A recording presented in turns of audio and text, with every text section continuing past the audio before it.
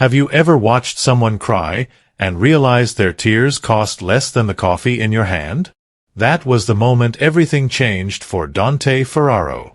A powerful millionaire who signed $40 million deals like they were grocery receipts, suddenly frozen in the hallway of his own penthouse, because behind a bathroom door, a young maid was whispering through tears, "Mama, I can't afford the medicine for Lily Rose anymore. $2,800. That was the price standing between a little girl and the breath in her lungs. And the man who overheard that phone call was not the kind of man who usually involved himself in anyone's suffering. But that day, something different happened. Something that would change 3 lives forever. Before we step into this story, take a second and subscribe if you believe kindness can appear in the most unexpected places. Because this story starts in silence. The kind of silence that lives in expensive homes. The penthouse sat high above Tribeca, overlooking the glowing skyline of Manhattan. Floor-to-ceiling windows framed the city like a painting. Marble floors, rare artwork, leather furniture that probably cost more than most families earned in a year. But despite all that wealth, the place felt empty. Dante Ferraro lived alone there. 36 years old. A self-made millionaire. Owner of businesses that moved millions of dollars through New York every month. The kind of man who solved problems with a phone call.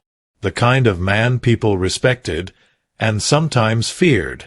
That afternoon, Dante stepped out of the private elevator, car keys in his hand. His meeting downtown had been cancelled, which rarely happened. Normally, his penthouse was quiet during the day. But today, there was a voice. Soft. Broken. Coming from behind the bathroom door down the hallway. At first, Dante wasn't trying to listen. He was simply passing by. But the words slipped through the door like they were meant to find him. "Mama, please don't be mad. I know I already asked you last month." There was a pause. Then a quiet sob. I can't afford the next dose of medicine for Lily Rose." Dante stopped walking. He didn't move. The voice continued, trembling. "They won't give it to me without payment. It's $2,800. Silence filled the hallway.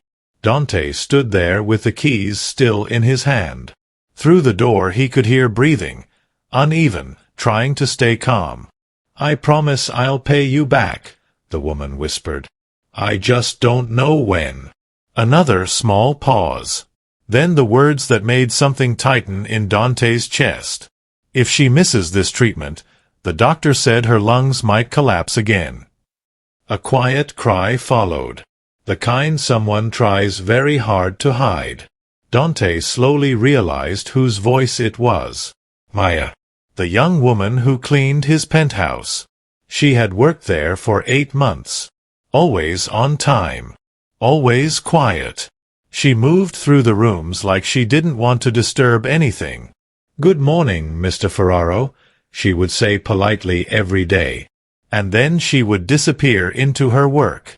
Dante had never asked her a single personal question. Not her story. Not her family.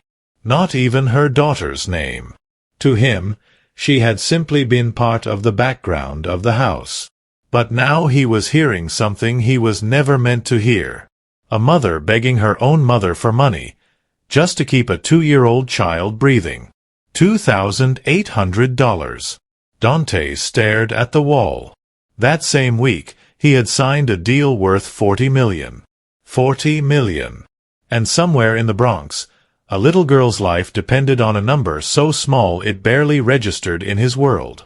He remained there for several seconds, listening to the quiet crying behind the door. Something unfamiliar stirred inside him.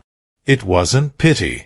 Dante Ferraro wasn't a man who believed in pity. But it was something close to recognition.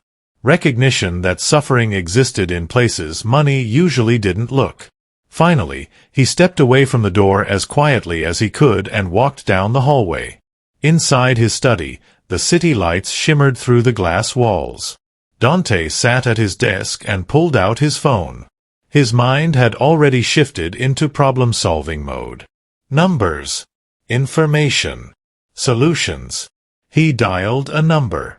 The call connected after 2 rings. "Read," Dante said calmly. On the other end, his longtime assistant answered instantly. "Yes, sir." "I need information on someone who works here," Dante said. "Her name is Maya Santos." There was a brief pause. In 20 years of working for Dante, Reed had never heard him ask about a house employee before. "What kind of information?" Reed asked. "Everything." Dante leaned back in his chair, staring out at the skyline. "Salary, address, family situation, medical history if possible." Reed didn't question it. "Give me 1 hour," he replied. The line went dead. Dante placed the phone on the desk and looked toward the window. 2 worlds existed around him. In one world, shipments worth millions moved through ports, businessmen fought over contracts, and power decided everything. In the other world, a young single mother cried quietly in a bathroom because she was short $2,800. And for the first time in a long while, Dante Ferraro didn't know which world mattered more. Exactly 1 hour later, his phone vibrated. Reed had sent the report. Dante opened the file. The first line read, "Maya Santos, age 27. Lives in Hunts Point, Bronx." Dante continued reading, and with every sentence, the silence in his penthouse grew heavier. Because the life behind those words was harder than he had imagined.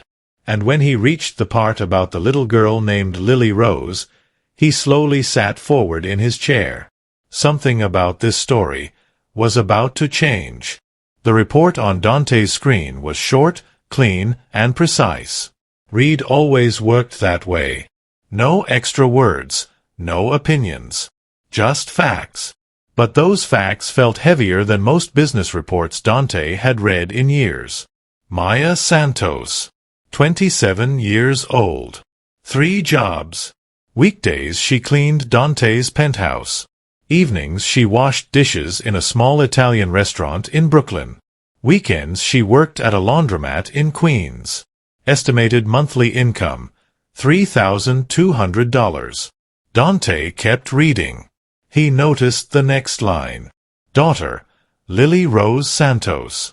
Age 2. Born premature at 28 weeks. Current diagnosis, bronchopulmonary dysplasia. He frowned slightly. The medical words meant little to him, but the explanation below was simple enough. Severe lung condition. Requires specialized medication and a portable breathing machine. Dante's eyes moved to the next numbers. Monthly medical cost, approximately $2,800. He leaned back in his chair. There it was again. The same number he had heard through the bathroom door. But the report didn't stop there. Monthly rent in Hunts Point, $600. Food, diapers, transportation, formula, basic living costs, another $600. Total monthly expenses, about $4,500. Dante's gaze shifted to the bottom of the report. Total income, $3,200. Monthly deficit, $1,300. He stared at that number longer than the others. Every month. She was falling behind $1,300. Every single month. Which meant Maya had been losing ground since the day Lily Rose was born. Yet for 8 months she had still shown up to his penthouse every morning at exactly 7:15. Always calm. Always polite. Never once late. Never once asking for help. Dante slowly placed the phone down on his desk. The city hummed quietly beyond the glass walls of the study. Yellow taxi lights drifted through the streets far below. Millions of people living their lives. But right now, Dante was thinking about a tiny apartment somewhere in the Bronx where a breathing machine hummed through the night beside a little girl's crib. He pictured Maya sitting there, counting bills, choosing between medicine and food, and then waking up the next morning to clean the house of a man who probably spent more money on wine in a week than she earned in a month. A strange feeling tightened in his chest. Not guilt. Dante wasn't built that way. But something close to awareness. He picked up his phone again and typed a short message. Then he stopped halfway through and deleted it. No. This wasn't something to handle through a quick transfer or a simple instruction. He leaned forward, resting his elbows on the desk. For a moment, he just sat there thinking. Across the hallway, the bathroom door opened. Dante heard the sound of running water stopping. A minute later, footsteps moved softly through the penthouse. Maya was back to work. He stood up slowly and stepped into the hallway. The marble floor felt cool beneath his shoes. When Maya turned the corner, she froze for half a second.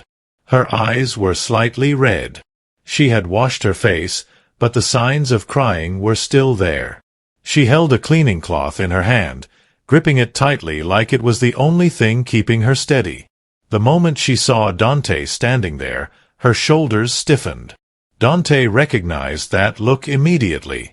He had seen it many times over the years. It was the look people gave right before they expected bad news. "Good afternoon, Mr. Ferraro," she said quietly. Her voice was controlled, polite, almost normal, but not completely. Dante nodded once. "The meeting was cancelled," he said. Maya gave a small nod. "I see." For a second, neither of them spoke. The hallway suddenly felt very quiet. Then Dante said something that surprised even himself. "I need to ask you something." Maya's fingers tightened around the cloth. "Yes, sir." His voice remained calm. "Which hospital is treating your daughter?" The question seemed to land in the air like something unexpected. Maya blinked. For a moment, she didn't answer. It was clear she hadn't prepared for that question. "Mount Sinai," she said softly after a moment. Dante nodded. "Doctor's name?" "Dr. Helen Park. Pediatric pulmonology." Another nod. "What medication is she taking?" Maya swallowed slightly. Budesonide and albuterol during breathing episodes. Each answer came slowly, carefully, almost like she was being questioned by a stranger. Because in many ways, she was. Dante had never spoken to her this long before.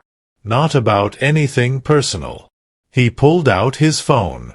His fingers moved quickly across the screen. Maya stood still in the hallway, watching him. Her breathing was quiet. Her mind racing. She didn't dare ask what he was doing. People in her life had taught her one thing very clearly. Hope was dangerous. After a few seconds, Dante slipped the phone back into his jacket. Then he looked directly at her. "I overheard your phone call earlier," he said calmly. The color drained slightly from Maya's face. Her eyes lowered to the floor. "I'm sorry," she whispered quickly. "I didn't mean." Dante raised a hand slightly, stopping her. "I heard enough to understand the situation." The hallway felt even quieter now. Maya's heart was beating so loudly she was certain he could hear it. Dante held her gaze for a moment. Then he said only two simple words. "All right." And just like that, he turned and walked back toward his study. No explanation. No lecture. No questions. Just those two words. Maya remained standing in the hallway long after he disappeared behind the study door. The cloth was still clenched in her hand. Her mind replayed the moment over and over. All right. What did that even mean? Had she just lost her job? Was he angry? Or had he simply acknowledged what he heard and decided to ignore it? She didn't know. And not knowing was somehow worse. After a few seconds, Maya forced herself to breathe again. Then she returned to work, wiping the kitchen counters, straightening the cushions in the living room, vacuuming the hallway. Everything exactly the same as every other day. But inside her chest, something restless had started to grow. Because 2 words from a powerful man like Dante Ferraro could mean almost anything. And somewhere deep down, a small voice inside her whispered that the next few days might change everything. Monday arrived quietly, the way difficult days often do. Before the sun even reached the windows of the Bronx apartment, Maya was already awake. The small studio was dim, lit only by the faint gray of early morning. The air carried that familiar humming sound she had grown used to over the past 2 years. The breathing machine. It sat beside the crib where Lily Rose slept, its soft mechanical rhythm moving in steady cycles. Inhale. Pause. Exhale. Maya sat on the edge of her bed, watching her daughter. The little girl looked peaceful now, her tiny chest rising and falling under the thin blanket, a small pink bow still tied loosely in her soft hair. For a moment, Maya allowed herself to simply watch. 2 years ago, doctors had warned her Lily Rose might never breathe normally. 2 years of hospital visits. 2 years of bills. 2 years of fighting for every single day. And today, another appointment waited at Mount Sinai. She already knew what the conversation would be.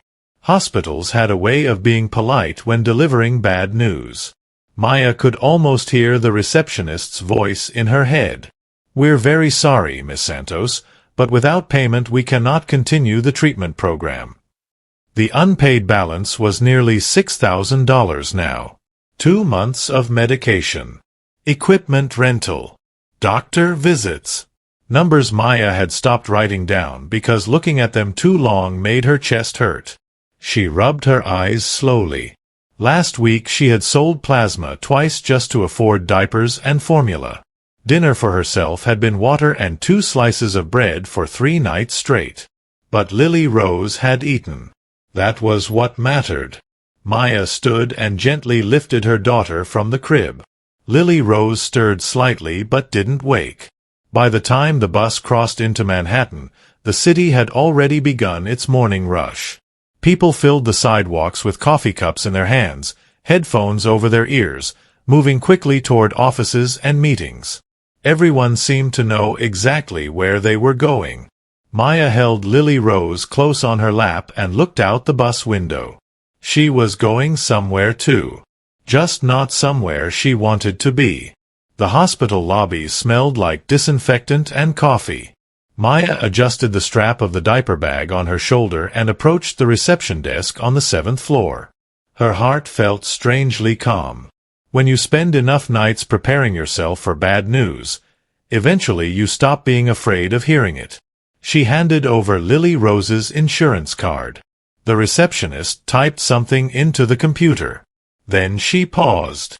Her eyes flicked back to the screen again. Maya noticed the change in her expression immediately. It wasn't the usual polite sympathy. It was confusion. "Miss Santos," the woman said. "Yes." The receptionist turned the monitor slightly toward herself again and studied the screen. Then she looked up. "Your account balance has been cleared."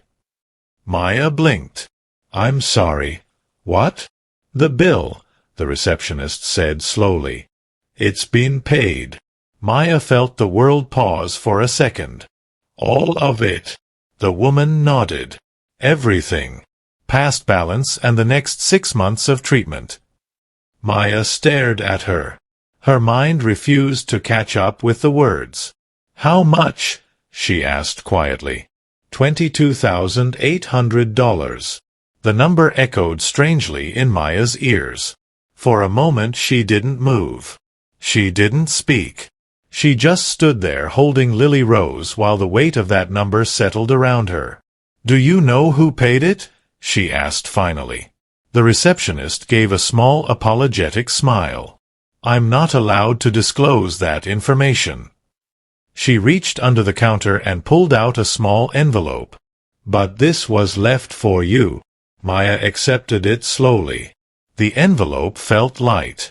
Inside was a simple white card. No logo. No signature. Only one line written in neat, sharp handwriting. For Lily Rose. No repayment needed. Maya's knees suddenly felt weak. She sat down in one of the waiting chairs without even realizing she had moved. Lily Rose rested quietly against her chest, still half asleep. Maya stared at the card in her hand. She had seen that handwriting before. Many times. On documents. On contracts. On the papers she dusted every morning inside the study of a man who lived in a penthouse overlooking Manhattan. A man who had said only 2 words to her 3 days ago. All right. Her vision blurred suddenly. The tears came before she could stop them. Not the quiet crying she had done in the bathroom. This was something different. Relief. Shock. Gratitude so overwhelming it shook her entire body. Her shoulders trembled as she pressed Lily Rose closer to her chest. The little girl stirred, opening her sleepy eyes. "Mama?" she murmured softly. Maya kissed her daughter's forehead. "It's okay, baby," she whispered. For the first time in months, the words were true. Across the city, Dante Ferraro sat in his study with his phone against his ear. His voice was calm, measured, but there was steel beneath it. "The child's name is Lily Rose Santos," he said. A pause on the other end of the line. "She's under Dr. Helen Park at Mount Sinai. Pediatric pulmonology." Another pause. "I want her prioritized. No waiting lists. No scheduling delays." His fingers tapped lightly on the desk. Best doctors. Best equipment. The man on the other end spoke quietly. Dante's response was short. "Make it happen." He ended the call and placed the phone down. Outside the window, Manhattan stretched endlessly beneath him. Millions of lights. Millions of lives. Yet his mind kept returning to a single image. A young woman standing in his hallway, gripping a cleaning cloth like it was the only thing holding her together. He didn't fully understand why that image stayed with him. Dante Ferraro was not a man known for sentiment. But something about Maya Santos had unsettled a place inside him he hadn't thought about in years. Later that evening, Maya finished cleaning the penthouse in silence. The city outside had turned gold with sunset. She hesitated outside the door to the study. For a long moment, she simply stood there. Then she knocked softly. Inside, Dante looked up from his laptop. Maya stepped into the room. Her hands were clasped together nervously. "I just wanted to say something," she said quietly. Dante watched her without interrupting. Maya swallowed slightly. "My daughter's hospital bill, it was paid today." Silence filled the room. Her eyes met his. And even though Dante had said nothing, in that moment, Maya already knew the truth. Her voice trembled just a little. "Why would you do something like that, for someone like me?" Dante didn't answer immediately. He simply looked at Maya for a moment, studying the question in her eyes. Not suspicion. Not accusation. Something deeper than that. Confusion, mixed with gratitude, and the quiet pride of someone who had survived too much to beg for anything. The late afternoon light from the window fell across the study, turning the room warm and gold. Maya stood near the door, still holding the edge of the frame like she wasn't sure whether she belonged inside the room. Finally, Dante leaned back slightly in his chair. "You work here," he said simply. Maya blinked. "That's the reason?" Dante shrugged faintly, as if the answer was obvious. "I saw a situation that needed to be fixed." Maya's fingers tightened together. "That's more than fixing something," she said softly. "That's saving someone." Dante didn't react right away. His gaze moved briefly toward the window, where the Manhattan skyline stretched endlessly beyond the glass. "I don't like problems that have simple solutions," he said after a moment. Especially when they're standing 10 feet away from me. Maya studied him carefully. She had expected something different. Maybe a lecture. Maybe a reminder that she worked for him. Maybe even a condition attached to his generosity. But there was none of that. Just a calm man sitting behind a desk as if paying $22,000 was the same as replacing a broken appliance. Her voice lowered. You didn't have to do that. No, Dante agreed quietly. The word hung between them. Then Maya took a slow breath. There's something you should know, she said. Dante waited. She stepped a little farther into the study, though she still didn't sit down. Her hands remained clasped together. My father was killed when I was 12. The words came out steady, almost too steady. Dante didn't interrupt. He owned a small grocery store in the South Bronx, Maya continued. One night someone tried to rob it. There was only $400 in the register. Her eyes dropped slightly. They shot him anyway. The room remained completely silent. I was 2 blocks away at home, she said quietly. I heard the gunshots, but I didn't know what they meant until the police knocked on our door. Dante's expression didn't change, but his attention sharpened. My mom raised me and my brother after that, Maya went on. She worked 4 jobs most of my childhood. She gave a faint, sad smile. I used to fall asleep on chairs in the laundromat while she worked night shifts. The words flowed slowly now, like something that had been waiting years to be spoken. I was studying to be a nurse once, she said. Dante lifted his eyes. I was almost finished with school when my mother got cancer. Cervical cancer. They found it late because she couldn't afford regular checkups. Her voice softened further. I dropped out to take care of her. She looked up again. I never made it back. Dante remained still. In his world, people usually told stories to get something in return. But Maya's voice carried no request. Only truth. Then she continued. Lily Rose's father left when I was 6 months pregnant. 4 quiet words followed. In a text message. Dante's eyes narrowed slightly. What did it say? He asked. Maya gave a small, humorless laugh. I'm not ready. Silence settled again. 4 words, she said. She spoke them like someone reading a headline from a newspaper. No anger. No tears. Just acceptance.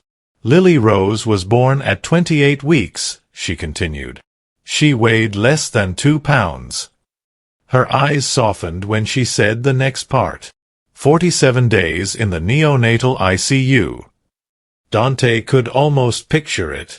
A young woman sitting beside an incubator. Machines blinking in the dark. I slept in a hospital chair for 47 nights, Maya said quietly. Sometimes I would stare through the glass and wonder if she would still be there the next morning. She paused. The hospital bill for that was $380,000. Dante's brow moved slightly. Insurance covered most of it, Maya added. But I still owe $22,000. She gave a small shrug. Collection notices come every month. Dante leaned forward slightly now. And you're still paying the hospital bills for Lily Rose on top of that? Maya nodded. I don't have the money, she said honestly. But the letters keep coming anyway. She looked down at the floor for a moment. Then she said something so quietly Dante almost didn't hear it. Sometimes I skip dinner. Dante's eyes lifted. Maya gave a faint, apologetic smile. I eat here most days, she admitted. Because there's food in your refrigerator and the staff is allowed to use it. Her voice remained calm. That's one reason I never take a day off. Dante felt something tighten unexpectedly in his chest. Not pity. Something heavier. A memory flickered in the back of his mind. A phone vibrating on a table. A name glowing on the screen. Isabella. His sister. The night he ignored her call because a meeting felt more important. The thought passed quickly, but it left a shadow behind. Maya finally looked back at him. "I'm not telling you this to ask for anything else," she said. Her voice was firm now. "You've already done more for my daughter than anyone ever has." She hesitated slightly. "I just thought you deserved to know what kind of life you stepped into when you helped us." Dante studied her quietly. The city lights were beginning to appear behind the glass now, one by one. Millions of lives starting their evening routines. Inside the study, the silence carried weight. Finally, Maya nodded slightly. "Thank you," she said. Then she turned and walked toward the door. Her footsteps were soft against the marble floor. Before leaving, she paused briefly. "Lily Rose will breathe easier tonight because of you." She opened the door and stepped into the hallway. Dante remained seated in the quiet room long after she was gone. His laptop screen still glowed in front of him, but he wasn't looking at it. Instead, his mind replayed the image of Maya standing there, telling her story with the quiet strength of someone who had never expected the world to be fair. For the first time in years, Dante Ferraro felt the strange weight of something unfamiliar pressing against his chest. And somewhere in the back of his mind, a small voice whispered that helping Maya Santos might have just opened a door into a world far more complicated than he had planned. The study stayed quiet long after Maya's footsteps faded down the hallway. Dante remained in his chair, staring at the place where she had been standing. Outside, the city was beginning to glow. Manhattan always looked beautiful at that hour. Lights appearing one by one like stars that had decided to live on the ground. But Dante wasn't seeing the skyline. He was thinking about a little girl connected to a breathing machine in a small apartment somewhere in the Bronx, and a young mother who skipped dinner 4 nights a week just so her child could survive. That kind of story didn't belong in his world. Yet somehow, it had walked straight into his penthouse. His phone vibrated on the desk. Dante glanced at the screen. It was Reed. He answered without hesitation. "Yes. I wanted to confirm the hospital payment cleared successfully," Reed said on the other end. "It did."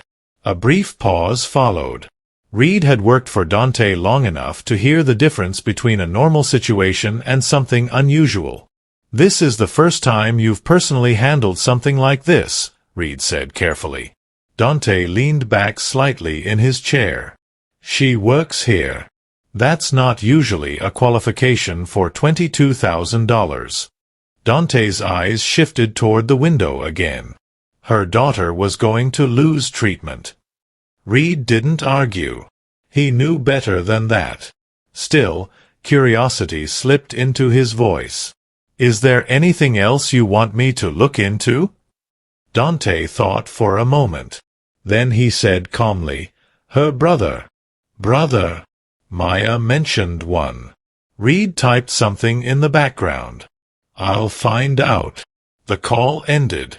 Dante placed the phone back on the desk and exhaled slowly. For reasons he couldn't fully explain, the story Maya had told him felt unfinished. People who carried that much weight rarely walked through life without something else following behind them. And Dante had spent too many years in business not to recognize when a situation had more layers than it showed. 3 days passed. Life in the penthouse continued mostly the same. Maya arrived every morning at 7:15. She worked quietly through the rooms just as she always had. But something subtle had shifted. The distance between employer and employee had changed. Not dramatically. Just enough that Dante sometimes noticed it. One morning he walked into the kitchen and saw Maya standing near the counter, pouring coffee into a small paper cup. She hesitated when she noticed him.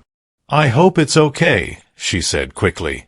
"I usually take one before starting." Dante nodded. "Of course." She gave a small grateful smile and continued working. Another day he passed her in the hallway. "How's Lily Rose?" he asked without thinking. Maya paused slightly, surprised by the question. "She's better this week," she said. "The doctor said her lungs are improving." Dante nodded once. "That's good." Small conversations. Simple moments.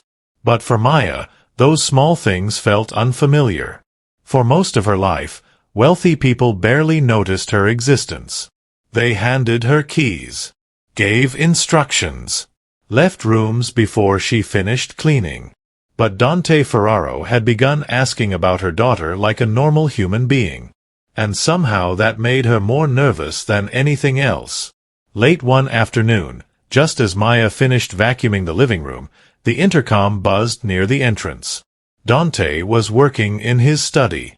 He pressed the button. "Yes. Mr. Ferraro," the security guard said. "There's a man downstairs asking to see you." Dante frowned slightly. "Name?" "He says he's Jorge Santos." Dante went still for half a second. "Maya's brother. Interesting. Send him up," Dante said. The elevator arrived less than 2 minutes later. When the doors opened, a tall, thin man stepped into the penthouse. He looked around immediately. Not with admiration. With calculation.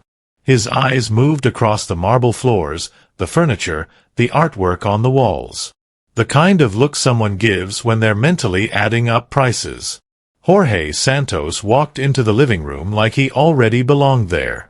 Dante stood near the window, watching him. "You must be Mr. Ferraro," Jorge said with a crooked smile. His voice carried the relaxed confidence of someone who had spent his life talking his way out of trouble. Dante didn't smile back. "I assume you're Maya's brother." Jorge nodded casually and dropped onto the leather sofa without being invited. "That's right." He leaned back comfortably. Word travels fast in families. Dante said nothing. Jorge looked around again. "Nice place," he said. "Real nice." Silence stretched between them. Finally Jorge cleared his throat. "I heard about what you did for my niece." Dante's expression remained neutral. "I paid a medical bill." "Yeah," Jorge said with a low whistle. $22,000. "That's generous." He leaned forward slightly now. "My sister's very grateful." Dante waited. The man's eyes sharpened a little. "I'm going through a tough patch myself," Jorge continued. "Just temporary, you understand." Dante had already heard this kind of conversation hundreds of times in business meetings. People always circled the real request before saying it. "How much?" Dante asked calmly. Jorge smiled like they had just become partners in a friendly deal. $45,000. Dante's gaze hardened slightly. "That's quite a temporary problem." "Gambling debt," Jorge admitted with a shrug. "Things got out of hand." He leaned forward again, lowering his voice. "But someone like you, that's pocket change." Dante remained perfectly still. Jorge continued talking. "You helped my sister once already," he said. "Helping family again wouldn't be such a big deal." Dante finally stepped away from the window. His footsteps were slow, controlled. When he stopped in front of the sofa, he looked down at Jorge with calm eyes. "I helped Maya because she works here," he said quietly. "And because her daughter needed medicine." Jorge's smile thinned slightly. "So that's a no?" "That's a no." For a moment, Jorge didn't move. Then he leaned back and chuckled softly. "You know, people talk." Dante's eyes narrowed just a little. "What people?" "Oh, you know," Jorge said casually. "Neighbors. Friends." He tilted his head. "Some folks might wonder why a rich guy like you suddenly cares so much about the girl who cleans his penthouse." The room became very still. Jorge's smile remained on his face. But his eyes had changed. They were no longer friendly. They were testing something. And Dante Ferraro suddenly realized the man sitting on his sofa had just stepped into a line he really shouldn't have crossed. The silence in the living room turned heavy. Jorge's words hung in the air like smoke that refused to clear. Dante stood in front of him, calm, unmoving, his expression unreadable. For a few seconds neither man spoke. Jorge leaned back on the sofa as if nothing serious had just been said. He even let out a quiet chuckle, the kind people use when they think they've said something clever. "Relax," he added casually. "I'm just saying how people think." Dante's voice came out low and steady. "You walked into my home," he said slowly, "sat on my furniture, and just suggested that I'm afraid of gossip." Jorge shrugged. "Look, man, I didn't mean anything by it." But his tone said something different. The hint of challenge was still there. Dante stepped a little closer. The movement was calm, measured, but something about it shifted the air in the room. Jorge noticed it immediately. For the first time since arriving, he straightened slightly in his seat. Dante tilted his head a fraction, studying him the way someone studies a small crack in a wall. "Let me make something clear," Dante said quietly. Jorge's smile faded. "I helped Maya because her daughter needed help," Dante continued. "That's where the story ends." Jorge didn't respond. Dante leaned forward slightly, placing both hands on the back of the chair opposite the sofa. "And you," he added calmly, "came here to turn that into a business opportunity." The words weren't loud, but they landed like stones. Jorge shifted his weight. "Hey, I'm just asking for help," he said defensively. "Family should help family." Dante's eyes remained locked on him. "You're not asking Maya," he said. "You're asking me." Jorge tried to laugh again. "Well, you seem like the generous type." Dante straightened slowly. Something about the way he stood made Jorge's shoulders tense without him fully understanding why. "You owe $45,000, Dante said. Jorge blinked. "How did you?" "Gambling debt," Dante continued calmly. "Mostly in Queens." Jorge's mouth closed. The relaxed attitude he had walked in with began slipping away. "You should leave," Dante said. Jorge stayed where he was for another second. Then he stood up. But before heading toward the elevator, he gave one last look back. "You know," he said quietly, "my sister's always been good at making people feel sorry for her." Dante didn't react. Jorge continued. "She tells these sad stories and people open their wallets." The words were careless, cruel, and clearly designed to plant doubt. Dante stepped forward one more time. Now they were only a few feet apart. "You're wrong," Dante said softly. Jorge swallowed slightly. "About what?" "About the story." Jorge frowned. "What story?" Dante's gaze didn't move. "Maya didn't tell me anything to make me feel sorry for her," he said. "She told me the truth." The quiet confidence in his voice made Jorge hesitate. "Whatever you say," he muttered. Then he turned and walked toward the elevator. The doors closed behind him a moment later. The penthouse fell silent again. Dante remained standing in the living room, staring toward the elevator doors long after they disappeared. Something about the conversation had left an unpleasant taste in the air. He walked back into the study and picked up his phone. It rang once. "Reed." "Yes." "I need information on Jorge Santos." Reed didn't ask why. "What exactly do you want?" "Everything." There was a short pause. "Give me 48 hours, Reed replied. The call ended. Dante set the phone down and walked toward the window again. The city lights had grown brighter now, reflecting across the glass like thousands of distant signals. Behind him, Maya was still working somewhere in the apartment. She didn't know her brother had just been there. And Dante wasn't sure yet whether she should.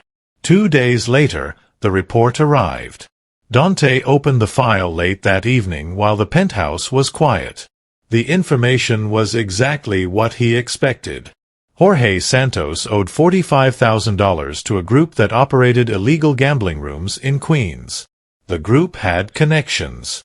Not the small kind. Connections that reached deeper into the city's underworld. Dante read the report twice. Then he leaned back slowly. Because one name in that file stood out. Alejandro Varga. A man whose reputation moved through certain parts of New York like a shadow. Dante had avoided dealing with Varga for years. Not out of fear. Simply because their worlds had never needed to intersect. Until now. Jorge's debts connected him directly to that network. Which meant Maya's brother had unknowingly placed her very close to something dangerous. Dante closed the laptop and sat quietly for a moment. His mind moved the way it always did. Piece by piece. Problem by problem. Across the hallway, Maya finished cleaning the kitchen and placed the last dish back on the shelf. She checked the clock. Almost 6. Time to go pick up Lily Rose from her mother's apartment in the Bronx. As she passed the study door, she hesitated. Dante looked up from his desk. "Mr. Ferraro," she said softly. "Yes." She stood there a moment. Then she asked the question that had been bothering her all day. "My brother hasn't tried to contact you, has he?" Dante's expression stayed calm. "Why would you think that?" Maya gave a tired smile. "Because that's exactly the kind of thing he would do." Dante watched her carefully. "You're worried about him asking for money." "I'm worried about him embarrassing me," she said honestly. The words carried quiet shame. "He's made a lot of bad decisions." Dante leaned back slightly. "He came by earlier." Maya froze. For a moment she didn't speak. Then she looked down at the floor. "I'm sorry," she whispered. "You didn't do anything. He shouldn't have come here." Dante studied her face.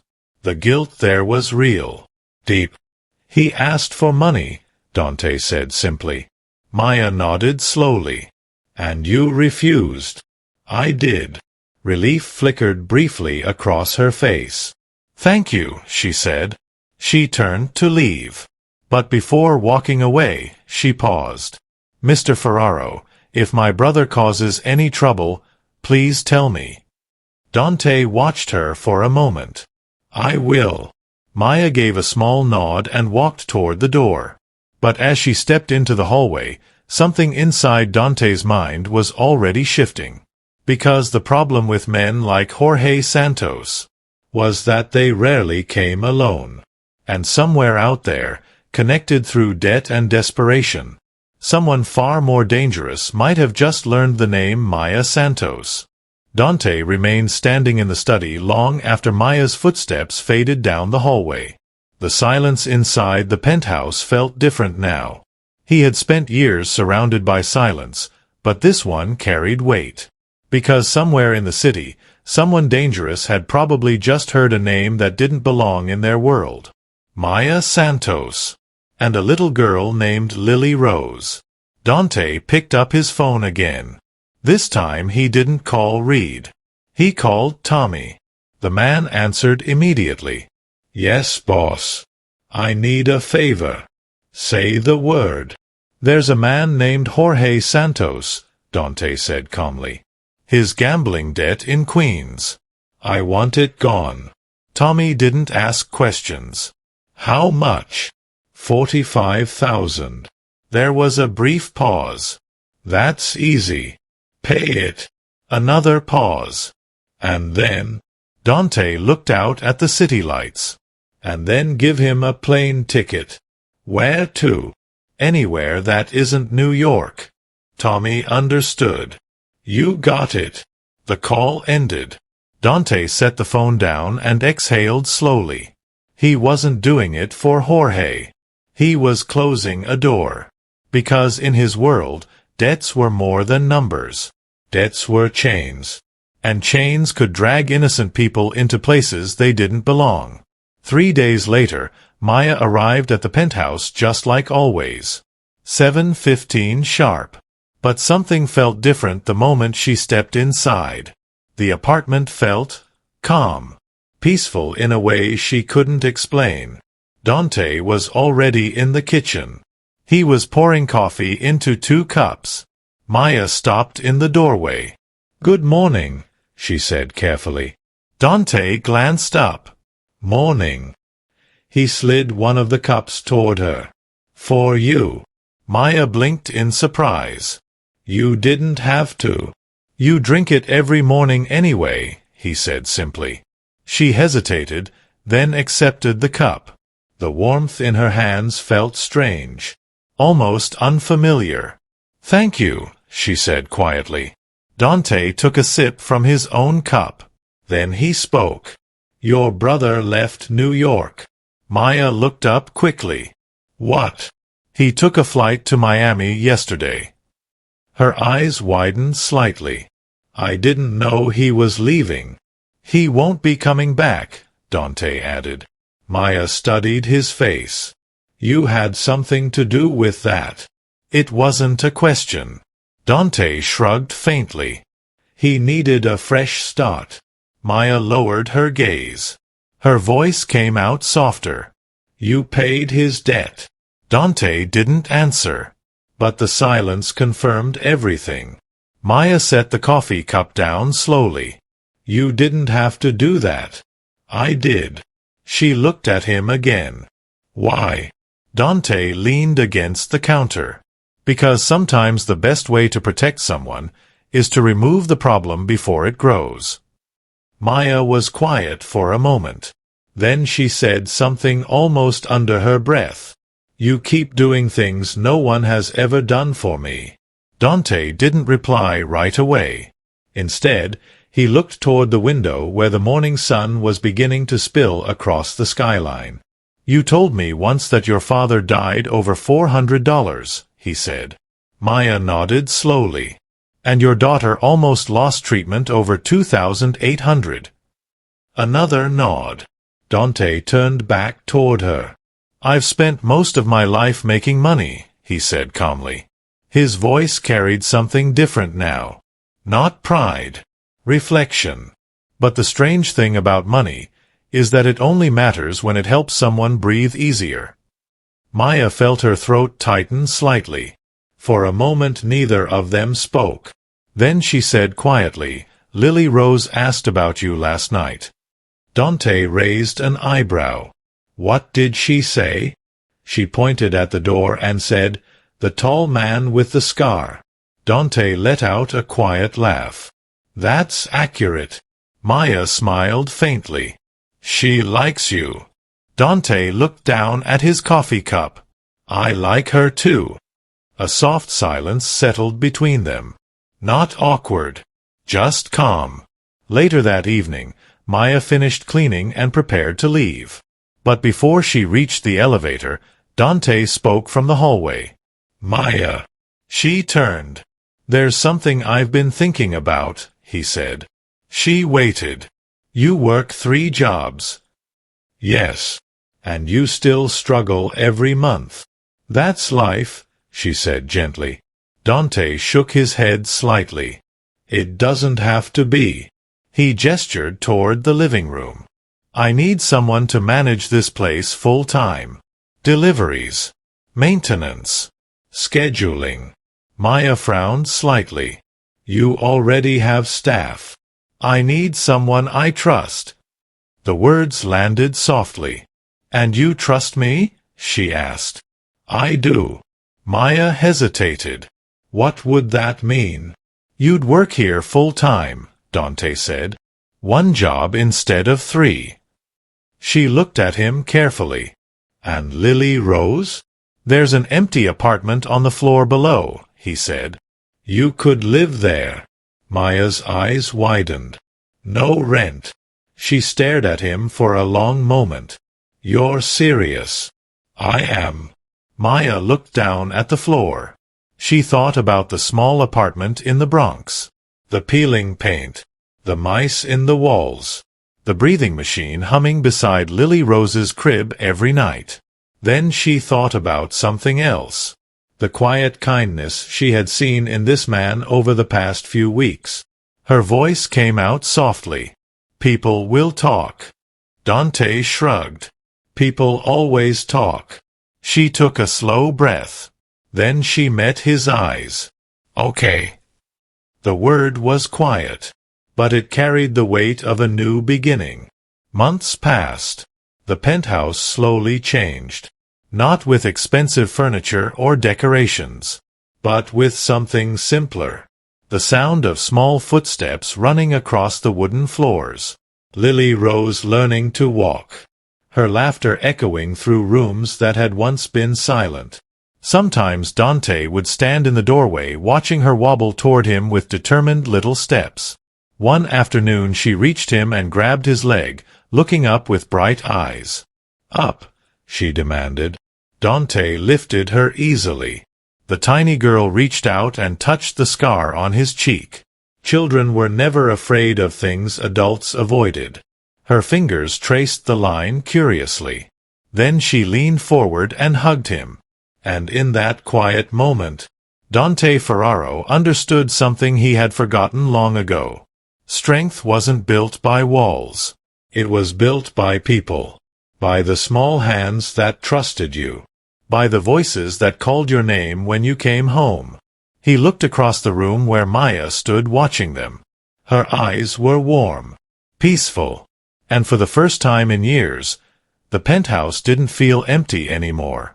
Because sometimes life changes with a single moment, a single act of kindness, a single choice to see someone who felt invisible.